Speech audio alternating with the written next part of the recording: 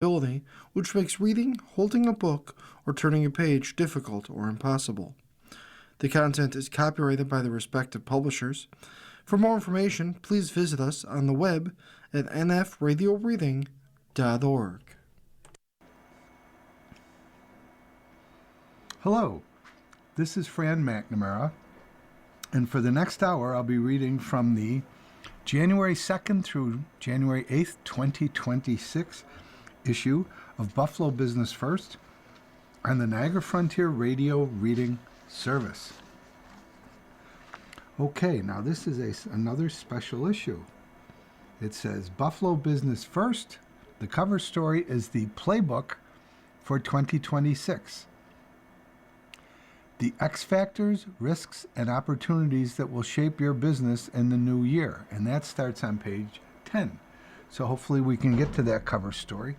Now, there's a nice graphic here. It's funny, it looks like a young lady whose head is actually a light bulb, as in getting ideas. And she's pointing to dollar signs. And dead center in the picture is a reddish circle, and it's magnifying glass is highlighting that. And it's got the portion I just read you. And there's a stethoscope. There's an eye looking at us like an old Twilight Zone issue. And there's a robotic hand. Oh my, so let's see what this leads to. Also on the cover page, there's a little blurb at the bottom for the list. These are the region's 24 largest minority-owned businesses. That's on page 8. Then development. Former mall site moves forward. A vision for the former Seneca Mall site is taking shape in West Seneca, and that's on page 2 by Leah and Bunny. And finally, hospitality. A loft gets creative to draw visitors. The downtown hotel has added a synthetic ice rink, paintball, and a smash room. And that's Tracy Drury on page 8. Okay, so we're going to page 2, and I have to say, not to make too many personal comments, but this was in my neighborhood for most of my lifetime. Redevelopment moves forward at the site of former Seneca Mall. And there's a drone picture here, and it's a site looking in from the Ridge Road side over towards the Orchard Park Road side, the curved Slade Avenue there, and there's where Seneca Mall used to be, which is currently now there's a bank, there's a nice hotel to the left, and off in the distance we see what is still Tops. Okay, let's see what Leon writes. While the vision for the former Seneca Mall site continues to come into focus, progress is being made on the property. New owners bought the site in late 2024 after it had sat largely vacant for decades, prompting complaints and calls to action from residents and officials. The developer demolished a dilapidated house on Slade Avenue in November, and West Seneca supervisor Gary Dixon told Business First that the developer planned to do site work soon. And Gary adds, "It takes more time than most of us would like, but it is still moving forward," he said in an August Facebook post. Okay, the timeline of the progress so far. In December 2024, Pyramid Management Group, through an LLC, sold 355 Orchard Park Road, West Seneca, in 2 separate transactions for a combined total of roughly $22 million. Benchmark Streamline LLC bought 12 vacant parcels at the site for $7.96 million, and NS Retail Holdings LLC purchased about 7 acres, which house a Tops-friendly market, for $13.85 million. Benchmark Streamline LLC's application to the town for rezoning and a specific permit at the site revealed plans for a discount club and a fueling facility. Business First reported this back in March of 2025. The club is rumored to be another Costco location. The retailer's first Western New York warehouse is going up at 4230 Ridgely Road, Amherst, and is set to open this spring.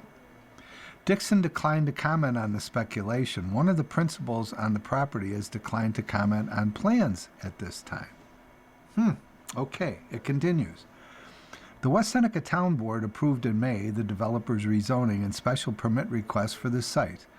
The next step for the project is to go back to the planning board with a refined footprint of the whole site and more details for the work. Dixon said that should happen in early 2026. Based on the developer's rezoning application, plans include about 500,000 square feet of new commercial buildings, and the top store will remain. Potential uses could include a shopping center, retail, restaurant, and fast food with a drive-through. The project has no current plans for a residential component, Dixon said. A 5-year period is considered for the first phase, a 164,576 square foot discount club with 24 vehicle fueling positions. Another 5-year period is considered for the remaining development, which includes a 119,115 square foot sports retail use and a 205,350 square foot mixed commercial use, according to the application. Now, Dixon told Business First he doesn't have a projected timeline for the developer beginning phase 1, but hopes, and this is in quotes, to see some site work getting started fairly soon, close quote. Now, the last section of this article by Leon Bunny is, a subheading, a property full of potential. For 3 decades, the former mall site has been a topic of frustration among West Seneca residents and others. Very little had progressed since the mall was demolished. The huge, largely empty space has the potential to be a big economic driver, not just for West Seneca, but the whole region. The property was highlighted in 2024 as part of Business First's ongoing Buffalo Unlocked series. The properties that most closely resemble the former Seneca Mall site paid about $255,900 in town and county taxes for fiscal 2024. Now, with new owners and a plan for redevelopment, there's opportunity for more. We're talking about hundreds of thousands of additional tax dollars. And Dixon says in this quote, first and foremost, it gets rid of an eyesore by one of the main entrances to the town. And by that, I'm sure he means the mainline thruway, exit 55, right there on Ridge. Continue the quote. All those additional facilities and stores will add a significant amount of property tax for the town and for the county. Close quote.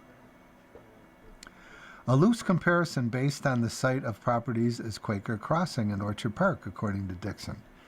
The properties that largely make up that retail center paid a combined total of roughly, $628,000 in county taxes in 2025, based on Erie County real property information.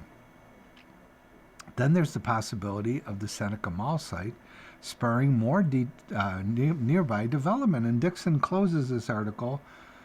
I think it's going to be quite a draw. I think there's already other I think there's already other development that is looking to expand or take advantage of it. Okay, well, that's exciting news for Erie County, for West Seneca, and for Western New York. So that's the end of page 2. That was redevelopment moves forward at the site of former Seneca Mall, and that was Leon Bunny. Okay, next we have Power People. About this feature. Buffalo Business First publishes 3 annual lists: the Power 250, the Power 200 Women, and Power 100 Business Leaders of Color, featuring the top business leaders in Western New York. Each week, we will tell you more about an executive on those lists. This week, it's Kyle Simonelli, the president of Simonelli Real Estate Corporation. And there's a picture of Kyle on a red short back sofa with a very, let's say, composed look on his face. Okay, let's see what we got here now. Okay, the questions and answers will be posed by Jacob Tierney. 2 years after taking the reins as president of Simonelli Real Estate Corp., Kyle Simonelli believes a real estate market that's been frosty since the pandemic is at last starting to heat up. That's good news for a company that's been in real estate and development mainstay in Buffalo for decades. And now, Kyle says, we've implemented game plans for buildings that we bought in 2018 to 19, but then you fill these buildings up and ultimately the capital markets freeze and you can't sell them, he says. So you're sort of stuck and not being able to cycle and buy. When we have great years, it's because we're buying, selling, buying, selling, buying, selling. End of quote. Without that churn, the company has been more reliant on its sources of recurring revenue, and a diversified strategy has proven a strength. Simonelli Real Estate offers brokerage, property management, and construction services, all of which have been busy over the past few years. Now, Kyle's grandfather, Frank Simonelli, founded the company in 1981. Kyle's father, Paul, is CEO, and Kyle was appointed president in January 2024. He says he's proud of how the company has been grown despite difficult market conditions, but he's excited to do more of the work that the family business is best known for: buying, developing, and selling properties both in and beyond Western New York. And his Power 250 ranking is 234. So the first question from Jacob Tierney to Kyle is, what's something you look for when hiring? Well, in this day and age, it's so important that someone has experience on a team. I think isolation has become a large part of our culture, and unfortunately, especially with younger people coming up. So next he's asked, what's the biggest goal for the next 12 months? And Kyle says, to get these Western New York development projects off the ground. Kyle, what was your first job? My first job was working for my cousin's concrete company, shoveling concrete for pads throughout Western New York. I almost broke my back doing it, but it was an interesting way to get into the family construction business. So where do you look for talent, Kyle? And he says, from my own employees, referrals are the best way. Describe yourself as a boss. Well, I try to walk the balance between friendship, empathy, and also seriousness. What advice do you have for your 25-year-old self? Have more patience, make the right decisions, think long term, and everything will fall into place. Okay, next question. With a magic wand, what would you change about working in the Buffalo region? And he says, I think every public position requires term limits. Okay. What were the most pivotal moments in your career? And Kyle says, well, in 8th grade, I was on the wrong path, hanging out with the wrong crew of people in a public school. I made the decision to follow my cousin to St. Joseph's Collegiate Institute. I don't know where I'd be without it because it turned me totally around. Who was your most memorable mentor?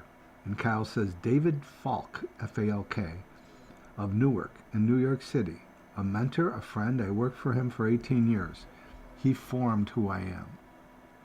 And finally, Jacob Tierney asked Kyle, if you had to pick a different career, what would it be and why? I had a strong job opportunity within the NFL. Early in my career this happened, and believe it or not, my father never told me about it because he wanted me to be in the real estate world. So there's some regret, and maybe I could have been the next Roger Goodell. Who knows? Who knows indeed? Okay, so that was Kyle Simonelli, and that's the end of page 3. Now we go to page 4. And page 4 is Commercial Real Estate with Jacob Tierney, and they have what I call a mystery item. And it's either a quote or a monetary figure or just a number where they give it to us, and then we have to figure out either who spoke this quote or what the numbers or money figure were about. And this one says, quotable. It's a new it's a new day for that piece of property on Grand Island. Oh my. Okay. Let's see. It's a new day for that piece of property on Grand Island. Who could have said this? Well, it turns out it's J. Conrad Seneca, president of the Seneca Nation on the 207 acres off Long Road on Grand Island that Aquest Development is donating to the nation in exchange for $1. So that certainly is a new day for that piece of property on Grand Island. Now his other article says construction. Permits show slight rebound in Buffalo. General construction permits issued by the city of Buffalo. Well, back in 2011, there was about 320. Then that dipped a little in 2014, down to about 270. And now it rose to a height in 2017 of almost 800 permits. Now it's taken a steady decline into 2020, where it dipped below the 400 line again. 2021, even though it was COVID year, it bounced up a little to almost 400. And now it's rebounding almost to that same level as we enter, well, on this chart, 2024. Okay, so let's see what it says. Again, Jacob Tierney wrote this. 348 permits were issued in 2025, but it's far below the 2017 peak of 756. Buffalo's renaissance may have peaked in 2017, at least as far as new construction is concerned. The city issued 756 general construction building permits that year, the most by far of any of the last 15 years, and of those, a record 62 were for projects with an estimated construction cost of $1 million or more. It was the year that saw the start of major developments such as Douglas Jamal's overhaul of Seneca 1, the Explorer and Ward Children's Museum at Canalside, and the Northland Workforce Training Center. The following 2 years were similarly strong, though they didn't quite reach that same level. Then COVID hit and construction plunged. It has yet to bounce back. There are signs, however, that momentum may be rebuilding, albeit slowly. The city has issued 348 general construction permits in 2025 as of December 17th. That's still way below the annual average over the last 15 years, 435. But it's significantly higher than the 299 permits the city issued in both 2023 and 2024. This year's permits include 40 projects valued at $1 million or more, such as the first phase of the massive overhaul of Marine Drive Apartments, permitted as 2 separate projects totaling $159.3 million, a new commissary for Buffalo Public Schools at 1016 East Sullivan Avenue at $22 million, and a new building for Evergreen Health at 3074 Bailey Avenue, $14 million. By the way, I should remind you, you're listening to a reading of articles and features from Buffalo Business First on the Niagara Frontier Radio Reading Service. Now, getting back to these permits. Building permits are not a perfect benchmark for a city's vibrancy, but they do provide insight on economic activity. Buffalo's building permit data, which the city makes publicly available through its open data platform, shows a rapid rise and an even faster descent. The 2010s started in the doldrums but ramped up quickly starting around 2014. COVID halted that momentum, and although the pandemic is long over, its after effects remain. So it remains to be seen whether the conditions that led to a construction boom in Buffalo from 2015 to 2019 can be recaptured.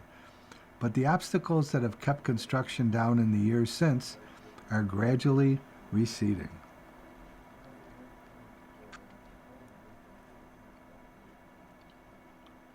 So that's the end of Jacob Tierney's article on commercial real estate.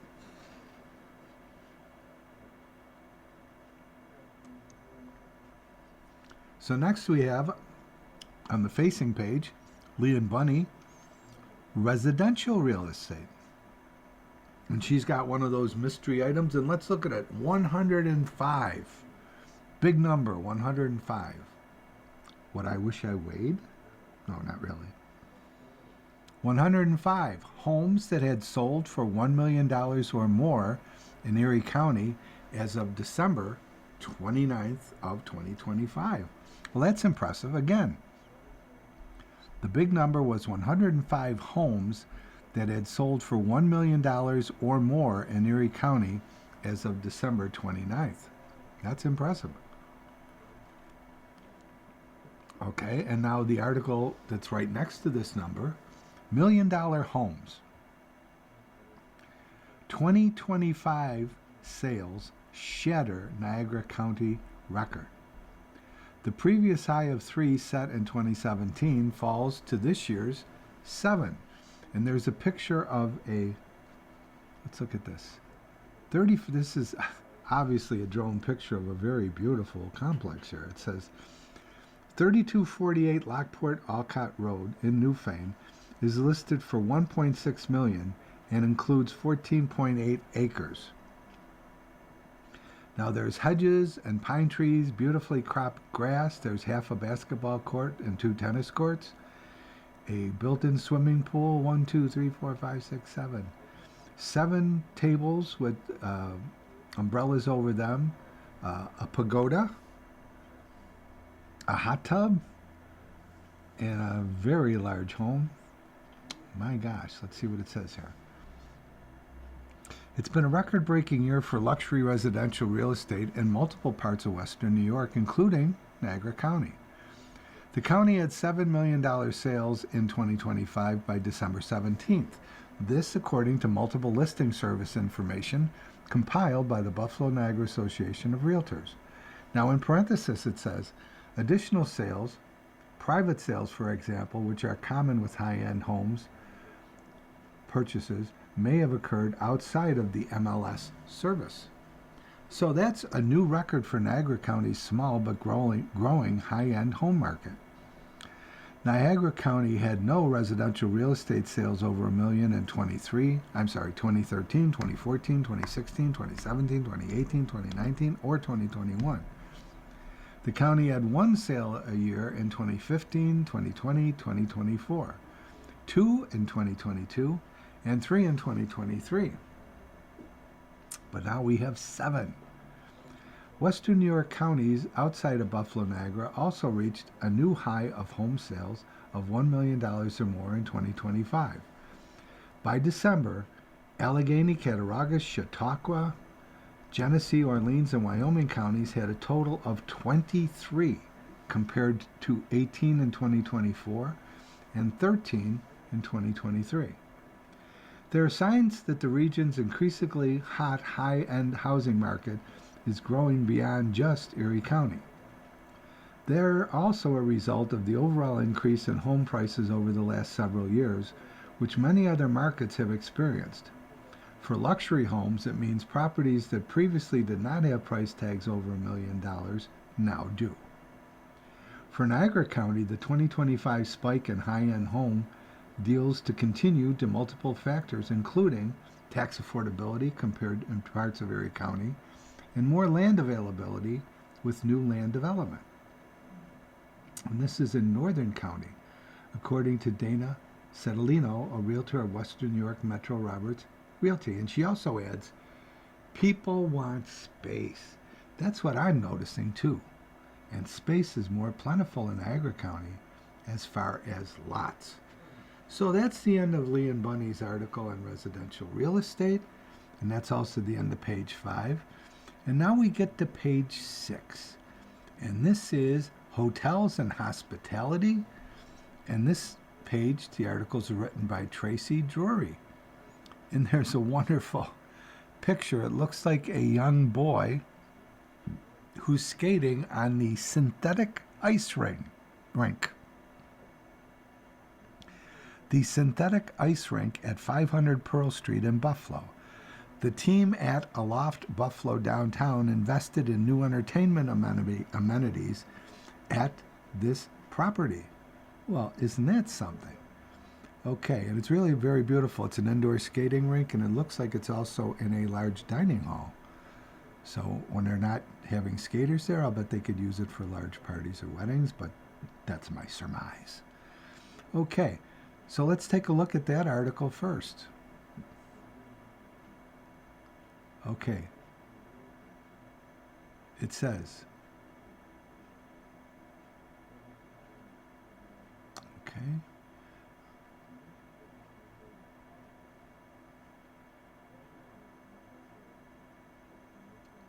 $1 million in upgrades are set for a campground in Ellicottville. Tell you the truth, the articles aren't cropped here properly. I don't know who does the setting for. Okay. Okay, let's see if we can make sense out of this. We'll do the Ellicottville first.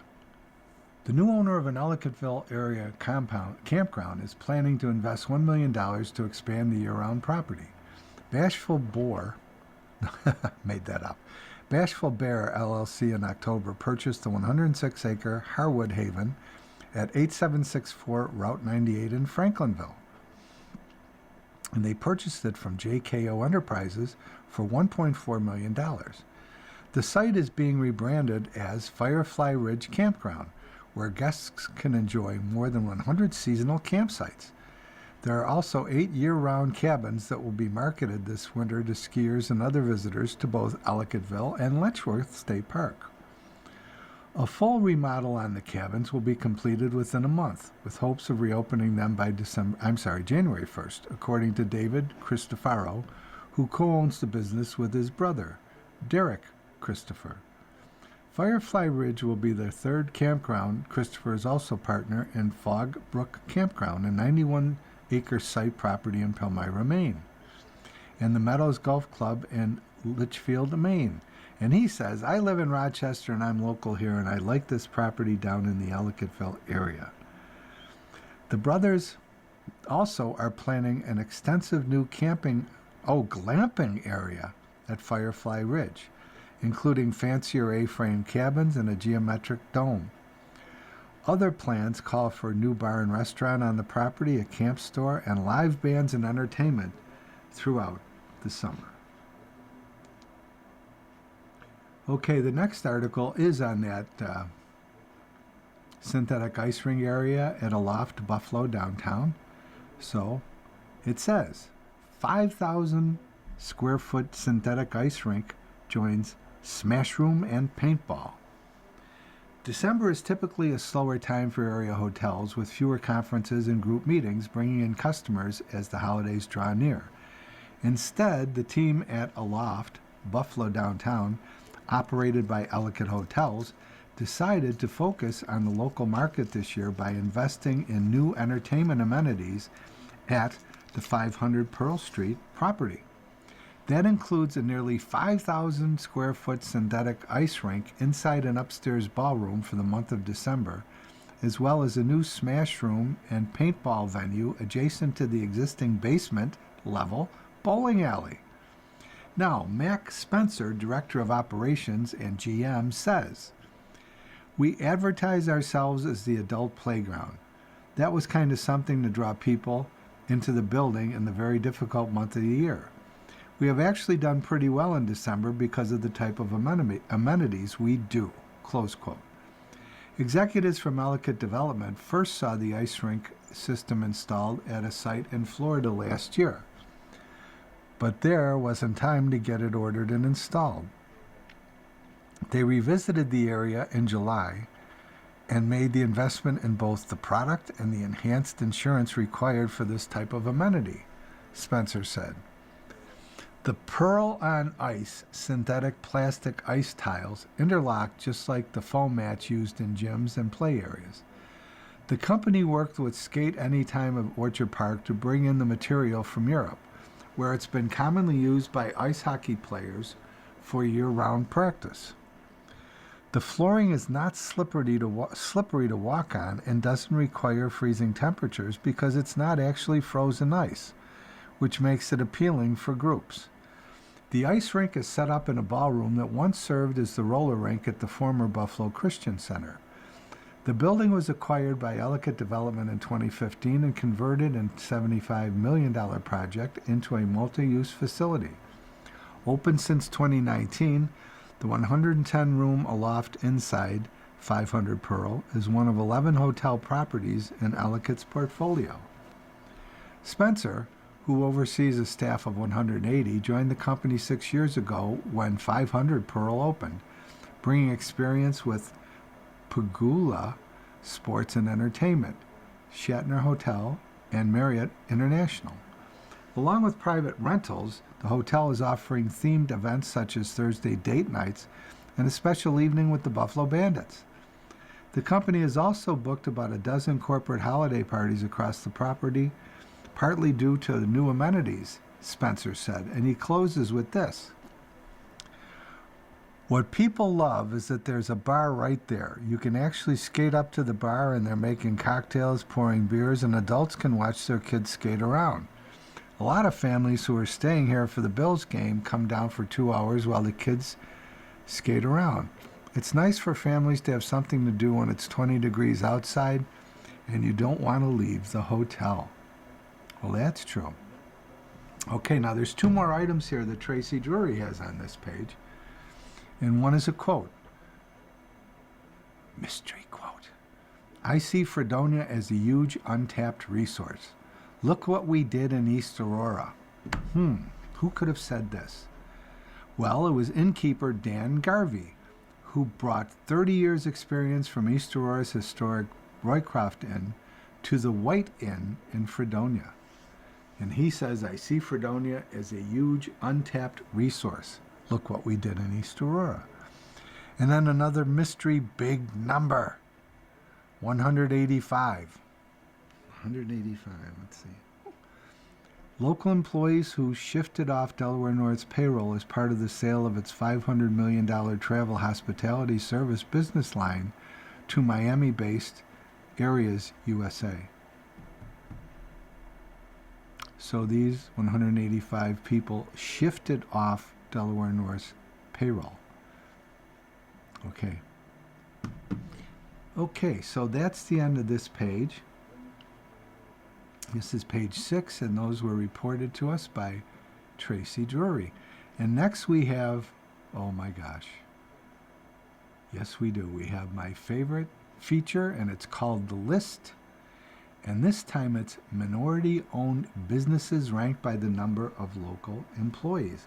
But first, I just wanted you to know you're listening to a reading of articles and features from Buffalo Business First, right here on the Niagara Frontier Radio Reading Service.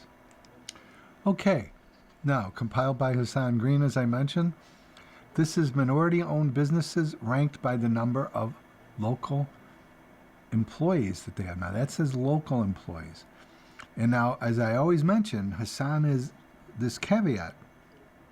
Information on the list was obtained through Buffalo Business First research or supplied by individual firms through questionnaires that BBF, Buffalo Business First, could not independently verify.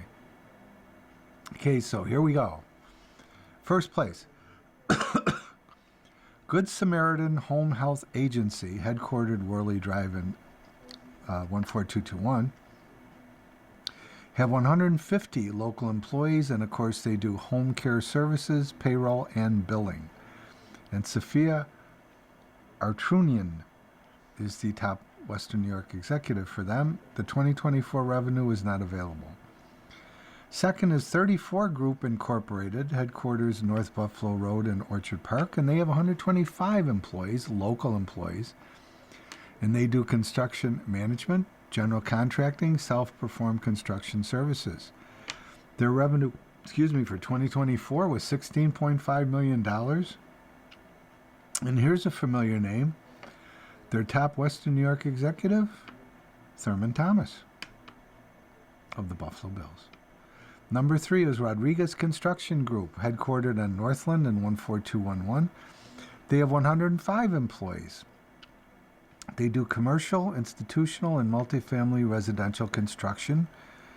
They made $34 million in 2024. And Luis Rodriguez is the top Western New York executive. Okay, number 4, Azar Design Company, Architecture, Landscape, Architecture, Engineering, and Surveying PC. Headquartered on Main Street in Buffalo. They have 85 local employees. They do architectural, landscape, architecture, engineering, land surveying, environmental, and building system engineering. Revenue in 2024, $30 million. And Gregory Caballada is the top Western New York executive. 5th place, we have SoPark Core, South Park that would be, headquartered in South Park in Lackawanna. They have 70 local employees. They do electronics manufacturing service provider. That's what they do, but our revenue for that 2024 was not available. And Rupa Shanmugam is the top Western New York executive. 6th place, we have Watts Architecture and Engineering, headquartered on Perry Street in the city. They have 60 local employees, professional architecture, engineering, and environmental consulting. 2024 figures not available, but Edward Watts is their top Western New York executive. 7th place, we have Buffalo Special Investigations, and they're headquartered on Broadway in the city. They have 50 local employees. They do private investigation and security services, Security Officer Training Academy. Okay, and their revenue for 2024 was $1.6 million. And Marlon Hall is the top local executive. 8th place, Hausrath Landscape Maintenance Incorporated, Bison Turf Equipment, headquartered in Myron Road and Amherst, have 45 local employees. They do commercial, industrial landscaping and maintenance, snow plowing, trucking, and outdoor power equipment sales. Their revenue figures weren't available. And Christine Hausrath is the top local executive. Okay, in number 9th place, we have Lanita, L-I-N-I-T-A, Lanita Design and Manufacturing. They're headquartered on Hamburg Turnpike in Lackawanna. They have 40 local employees. They are a manufacturer and designer of water control gates and hoists for hydropower dams. The revenue figures weren't available, and Sean Greenhouse is their top local executive. In 10th place, we have D Miles Incorporated, headquartered on Buffalo Avenue in the city. They have 32 local employees. They do general construction, paving, and site work. Revenue for 2024, $9 million. And Darius Miles is their top local executive. Okay, so that was the top 10. So we go up to 25, actually. Okay, number 11. Joseph C. Liu, L-U, Engineering, PC, doing business as Liu Engineers. They're right on Lakefront Boulevard in the city. They have 27 employees. Professional transportation, MEP, environmental and civil engineering, condition and construction inspections. 2024 figures were not available. And Cletus Izenwa is the top local executive. Next, we have Draghi Burgos Construction, located on Hickory Street in the city. They have 23 employees, local employees. They are a full-service contractor specializing in commercial construction. They did $7.2 million in revenue for 2024. Alexander Burgos, B-U-R-G-O-S, is their top local executive. 13th place, we have Popley, P-O-P-L-I, Popley Architecture and Engineering, and LS DPC, doing business as Popley Design Group. Headquartered on Franklin Street in Buffalo, they have 20 local employees. They are a multidisciplinary architecture and engineering firm. The 2024 figure was not available. Jeffrey Fick is their top local executive. 14th place, we have Consolidated Maintenance Services on Elmwood in the city. They have 15 local employees. They do commercial cleaning and janitorial service. Their 24 revenue is not available. Sharon Smith is their top local executive. 15th place, we have P Engineering, PLLC, doing business as P Max Engineering. Headquartered on Elmwood in the city, they have 12 local employees. Professional engineering, consulting, project program management, contract administration, limited construction services. Their 2024 figures weren't available, and Abel Plazola is the top local executive.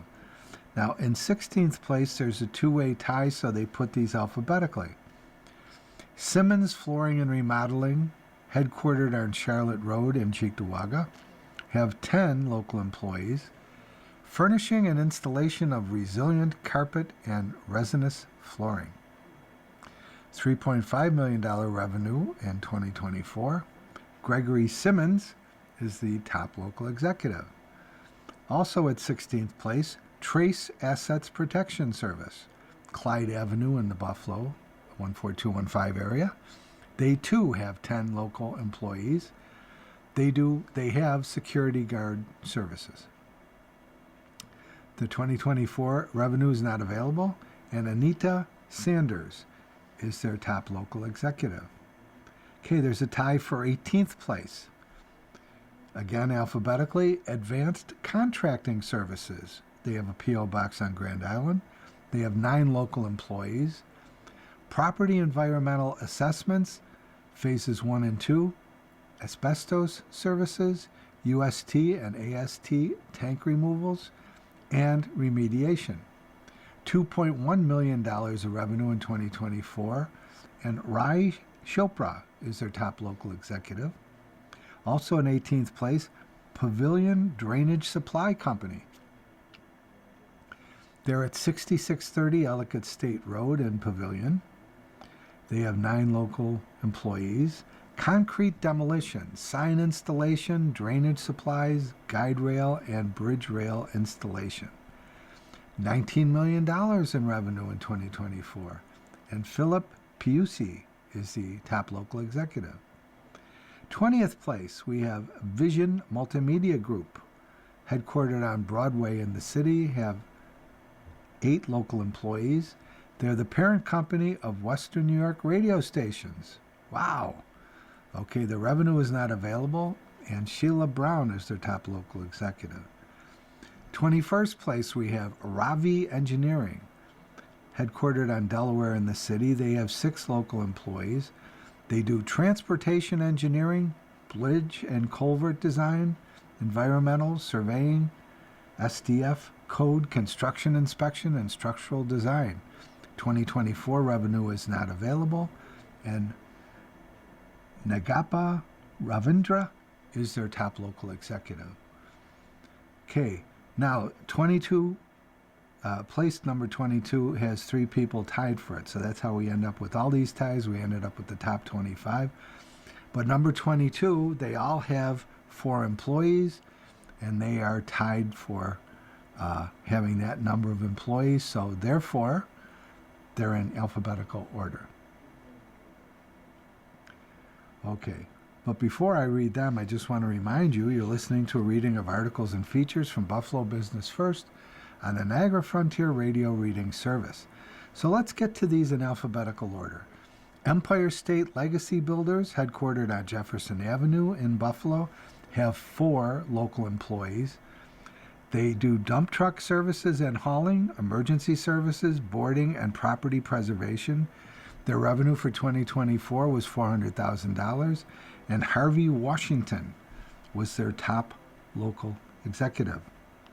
Okay, next we have at 22nd, tied for 22nd space, Golden Cup Coffee Company, headquartered also on Jefferson Avenue in the city, have 4 local employees. Coffee roasting facility and cafe. Their revenue for 2024 was not available, and Lawrence Stitz is their top local executive. And finally, he would be 25, but he's tied for 22. We have Singleton Construction Consultants, headquartered in Fountain Plaza in the city. They have 4 local employees. design support, construction estimating and management support, existing conditions, furniture, fixtures, and equipment. In 2024, their revenue was $100,500, and Carla Singleton is their top local executive.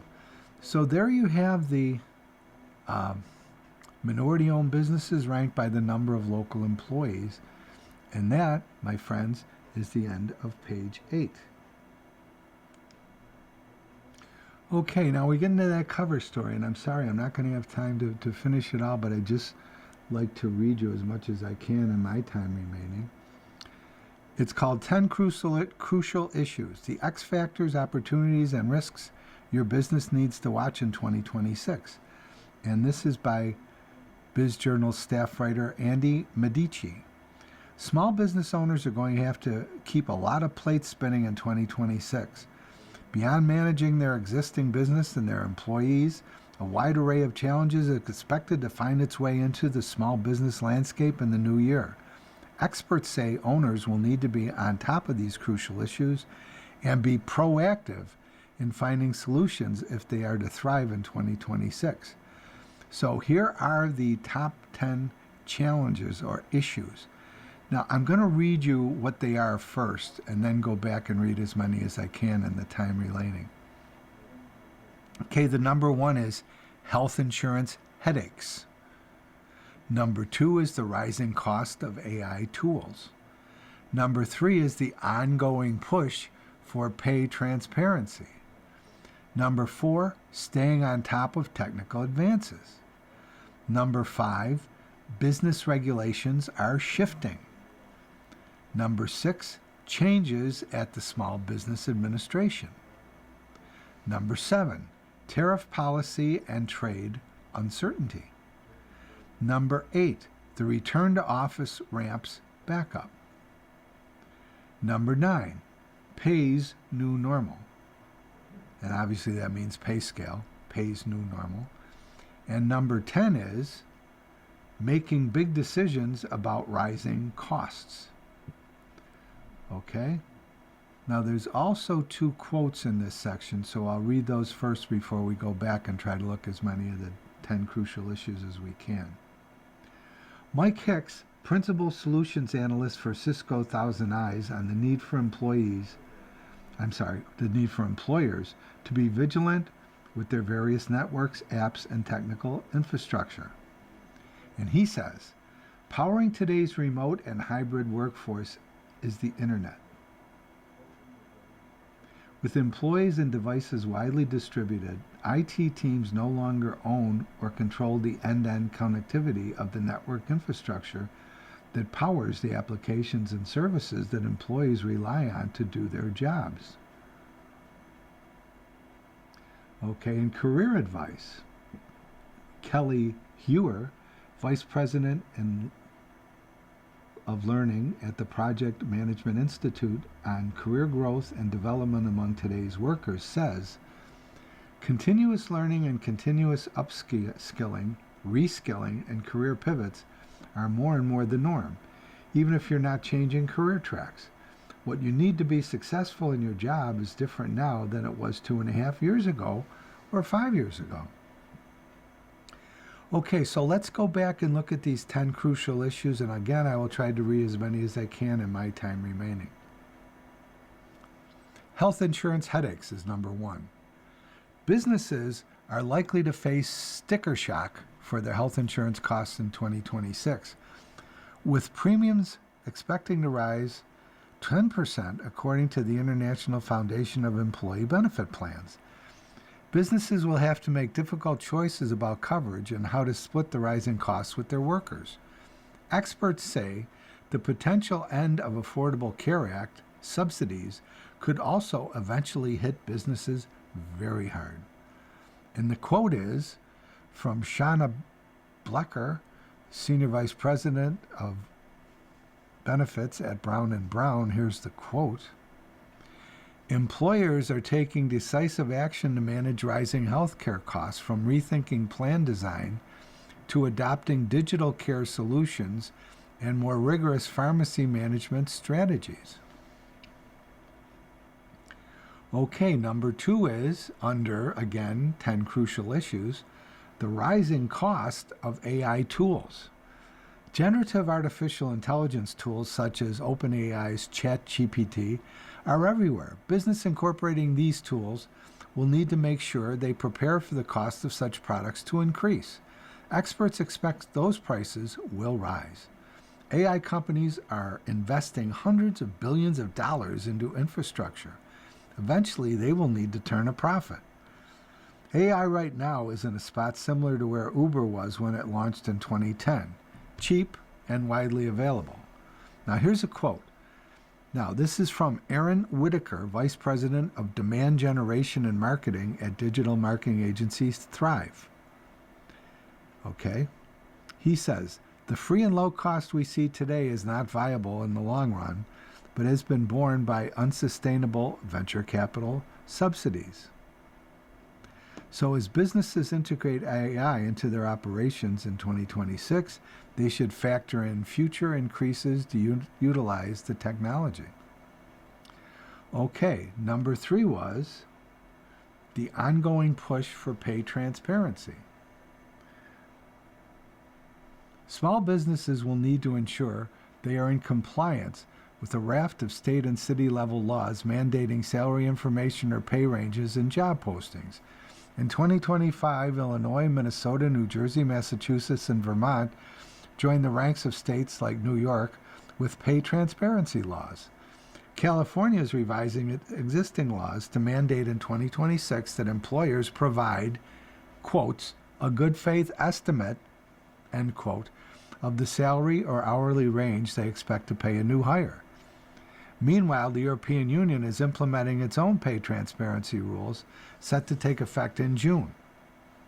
Companies advertising in those jurisdictions need to ensure they are complying with those new laws in the European Union. Okay, number 4, staying on top of technical advances. Experts say employers cannot rest on old workplace policies in 2026. AI-powered devices like smart glasses are among the technology bosses have to grapple with and devise policies around. Businesses need to ensure they have firm guidelines in place around trade secrets, intellectual property, and employee privacy, as well as how to enforce such guidelines at a time when seemingly anything can be a camera and information can be fed into AI models just by looking at it. Okay, number 5, business regulations are shifting. Businesses are going to have to stay on top of an evolving regulatory landscape. The Department of Labor is expected in 2026 to update rules on overtime eligibility, how independent contractors are classified, and more.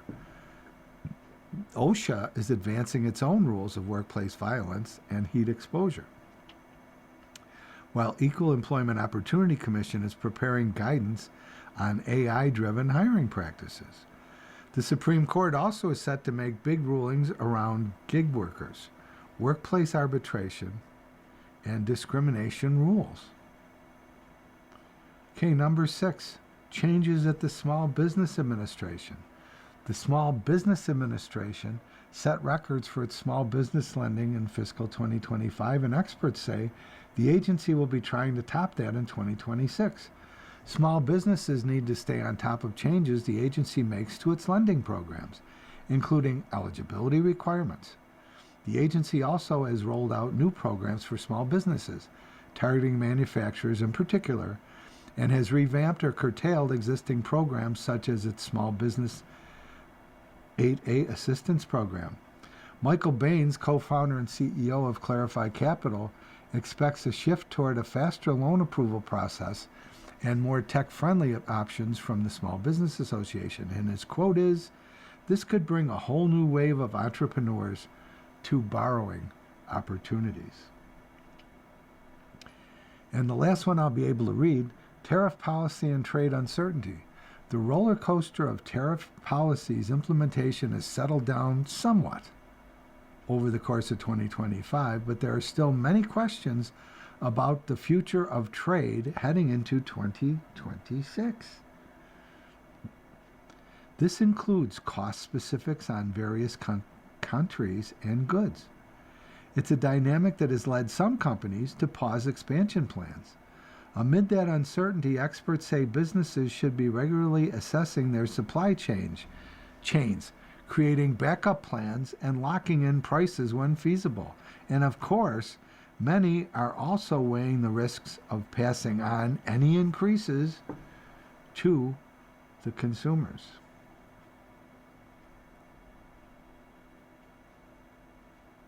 Okay, and I think I do have time for one more. Return to office ramps back up. This is number 8. Nearly 6 years after the pandemic, a host of high-profile companies have ditched their hybrid work policies and require full-time returns. It's a trend that's giving the beleaguered office market a much-needed dose of momentum, but it's also shaking up the battle for talent.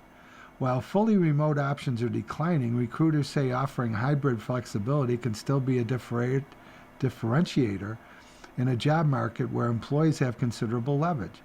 For companies looking to strike the right balance, experts say companies should continue to focus on the why as they ramp up return requirements. They also say many small businesses are using hybrid work as a way to level the playing field with larger competitors who require in-office work. Oh my, okay, so that's it for me, and I have to tell you, you've been listening to a reading of articles and features from the January 2nd through January 8th, 2026 issue of Buffalo Business First. We read from Buffalo Business First every Wednesday at 7 p.m. Your reader has been Fran McNamara, and please, I offer you a sincere thank you for listening. Coming up next in the Niagara Frontier Radio Reading Service, we have Time Magazine. At 8 o'clock, we have the New York Times. And following that, at 9 o'clock, we have Discover Magazine. Stay with us for these readings and more throughout the day. Thank you for listening.